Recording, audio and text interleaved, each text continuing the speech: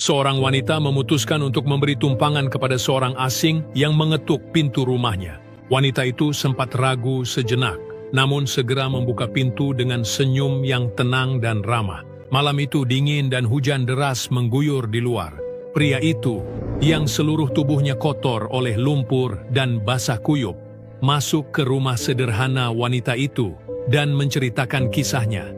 "Mobil saya terjebak di lumpur. Saya sedang menuju ke sebuah konferensi mendadak dan akhirnya tersesat di tengah badai." Wanita itu menawarkan secangkir kopi hangat sederhana namun penuh perhatian. Sementara pria itu berusaha menghangatkan diri, ia menyaksikan sebuah pemandangan yang tak akan pernah ia lupakan. Wanita itu berlutut di samping sebuah ranjang bayi, berdoa dengan segenap kekuatan jiwanya.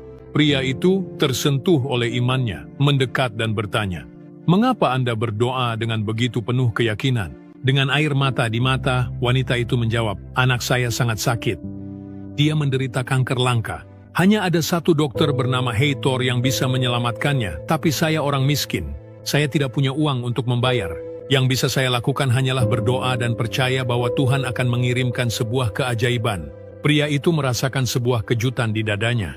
Tubuhnya terasa membeku. Namanya adalah Heitor. Dialah dokter spesialis untuk kanker langka itu. Pada saat itu, semuanya menjadi masuk akal.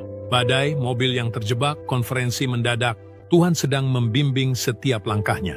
Dengan suara bergetar dan air mata di mata, ia berkata sambil berlutut di samping wanita itu, "Tuhan telah mendengar doa-doamu. Saya adalah Dr. Heitor, dan saya akan membantu anak Anda." Wanita itu menangis, mengucap syukur dengan suara lantang. Hatinya dipenuhi rasa terima kasih yang meluap-luap. Heitor pun menangis, sadar bahwa pada saat itu, hidupnya mendapatkan tujuan baru. Di sana, di sebuah rumah sederhana yang terletak di tengah badai, Tuhan menunjukkan bahwa ketika segalanya tampak hilang, disitulah mukjizat terbesar terjadi. Ingatlah selalu, tidak ada yang terjadi secara kebetulan. Setiap pertemuan, setiap penyimpangan tak terduga, setiap badai yang memaksa kita mengubah arah, semuanya membawa tujuan yang lebih besar. Meskipun mata kita tidak dapat melihatnya saat itu juga, dalam hidup ada orang-orang yang hadir untuk mengajarkan kita, ada pula yang hadir untuk menguatkan dan menginspirasi kita agar menjadi lebih baik. Setiap tindakan, setiap doa, setiap air mata yang jatuh dalam sunyi malam yang hujan, semuanya dilihat dan didengar oleh Tuhan.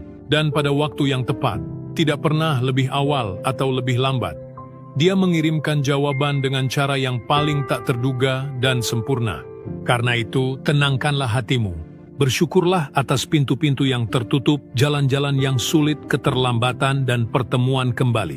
Segala sesuatu yang menjadi milikmu telah dijaga di tangan Tuhan, hanya menunggu waktu yang tepat untuk terungkap. Miliki iman, berjalanlah dengan damai. Apa yang hari ini tampak seperti kebingungan, besok akan menjadi kisah terindah yang akan kamu ceritakan. Jika kamu percaya bahwa Tuhan menempatkan orang-orang yang tepat di jalan kita, bagikanlah kisah ini sekarang dan komentari dengan iman. Tuhan, aku percaya pada rencanamu untuk hidupku.